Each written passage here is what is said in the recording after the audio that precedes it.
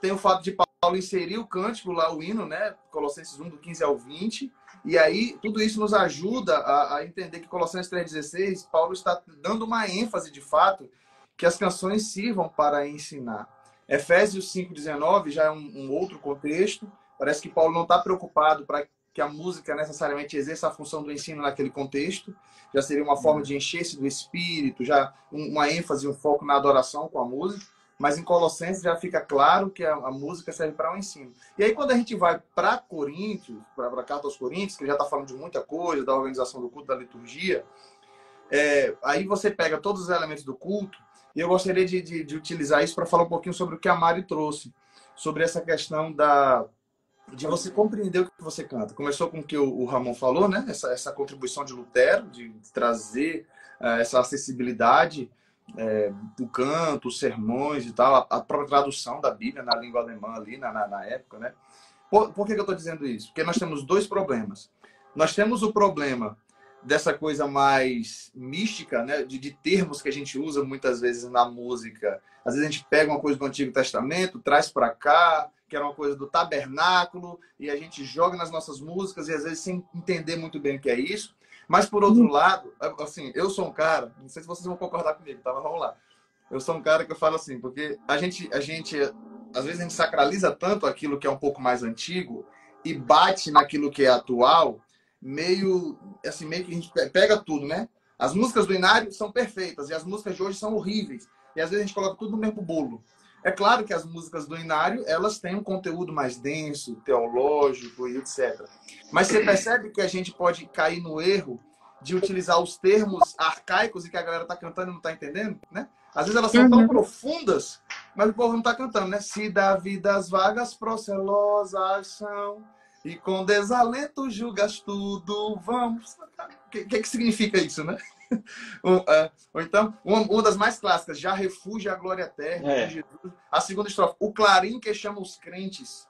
Né? De que essa canção está falando mesmo? Né? O coro, beleza, mais tranquilo. Vem assim, glória, glória, aleluia, vencendo bem Jesus.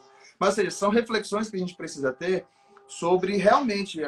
essas canções são maravilhosas, mas as pessoas estão compreendendo, né, o que a gente está falando. Esses dias eu estava até pensando, será que seria um crime, de repente, a gente lançar um álbum com uma versão atualizada de algumas canções do Inário? Assim, trocar algumas palavras e trazê-la para o popular.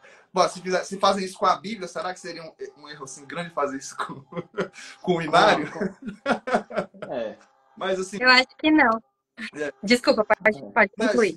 Só para fechar. Então, acho que essa ideia da música, né, de ensinar por meio da música é extraordinária a gente refletir nisso, porque até pouco tempo atrás, e eu tenho alguns haters ainda nas minhas redes sociais, quando eu falo sobre isso, né, a galera chega e fala assim, música é para adoração, que coisa horrível vocês estão fazendo, estão querendo realmente tirar o foco da palavra, agora estão querendo colocar foco em música, essas musiquinhas de hoje em dia, então, nem se fala e tal. Assim, parece que ainda há uma distância muito grande. Eu entendo a emoção do Ramon, e a gente conseguir fazer essa união e trabalharmos juntos nesse projeto, né?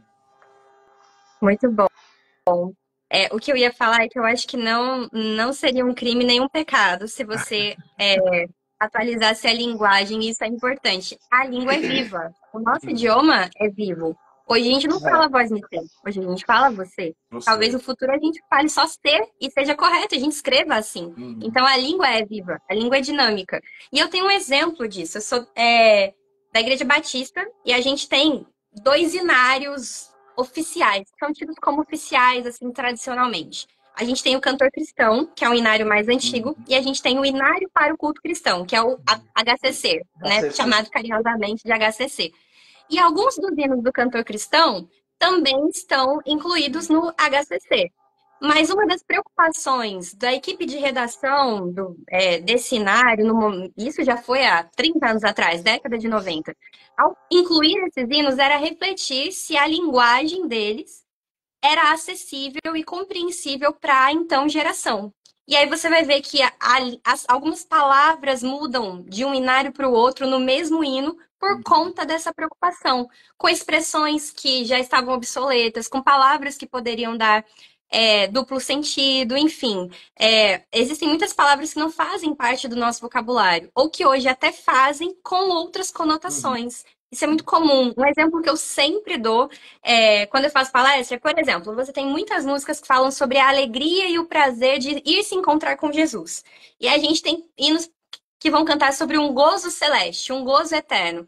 Essa expressão, hoje em dia, a Renata já tá rindo, É, é uma expressão que tem uma conotação um pouco, né, específica. sim. E aí, se você canta esse Pejorativa tipo até, de dependendo da num situação. culto pejorativo, exatamente. Se você canta esse hino num culto, tem um monte de adolescente, você acha que eles vão prestar atenção na mensagem do Óbvio, hino? não. Começa a dar risadinha, fica uma coisa engraçada, fica uma coisa É, estranha. Ou então você canta palavras que não fazem parte do vocabulário, parece um trava-língua. E aí a gente percebe que a necessidade da gente atualizar o vocabulário, não perder o conteúdo, não perder a essência, não perder o sentido, não perder o princípio. Eu acho que também não empobrecer o vocabulário não significa empobrecer, significa contextualizar para momento presente. De maneira nenhuma empobrecer, e aí a gente vai ter músicas com um vocabulário superficial, com uhum. um português fraco, com uma poesia que nem existe, que nem é poesia. Não estou falando nesse sentido. Estou dizendo que as músicas precisam ser acessíveis. Então, acho que é importante.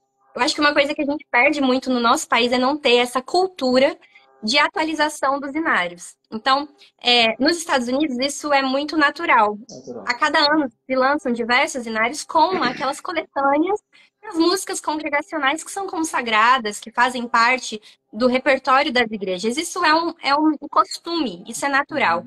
E aqui Uhum. a gente, infelizmente, não tem essa cultura de renovação dos inários. Aí a gente pode fazer uma pesquisa sobre. Mas a gente acaba perdendo. Porque além dessa preocupação com a linguagem que seja coerente com o tempo em que aquele inário está sendo produzido, também existe, pelo menos da experiência que eu sei aqui do nosso HCC, por conhecer, tem uma professora que fez parte da equipe de redação, então ela acaba contando da história e tudo mais, e existia uma preocupação em oferecer naquele inário conteúdo rico, bíblico e doutrinário, que fosse coerente com a identidade daquela denominação. Então, o nosso Uhum. está bem dentro do que é uma doutrina batista. Se você tem um inário presbiteriano, ele está dentro do que é uma doutrina presbiteriana. Existe essa preocupação, existe esse interesse. E isso é legítimo, porque senão a gente acaba não conseguindo entender e ter claro o que é a nossa doutrina e a gente vai se confundir e a gente vai acabar cantando coisas que a gente não acredita, que a gente não professa, ou por vezes coisas que nem estão na Bíblia, mas a gente está repetindo.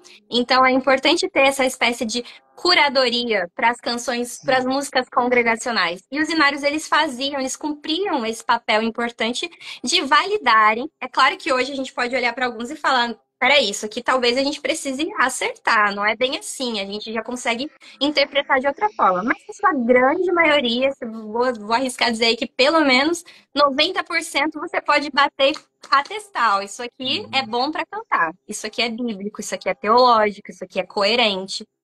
Uma dificuldade que às vezes a gente tem com algumas das canções que a gente ouve por aí, não só canções atuais, mas canções antigas também que não fazem muito sentido, né? Então eu acho que não teria problema existir um movimento de Sim. renovação aí do vocabulário dos hinos para que a gente consiga cantar e os mais jovens possam entender com facilidade e não ter esse bloqueio, essa barreira na comunicação, porque realmente o conteúdo vale muito a pena preservar. Perfeito. Sim. Amor, antes de passar a palavra para você, deixa eu só falar algo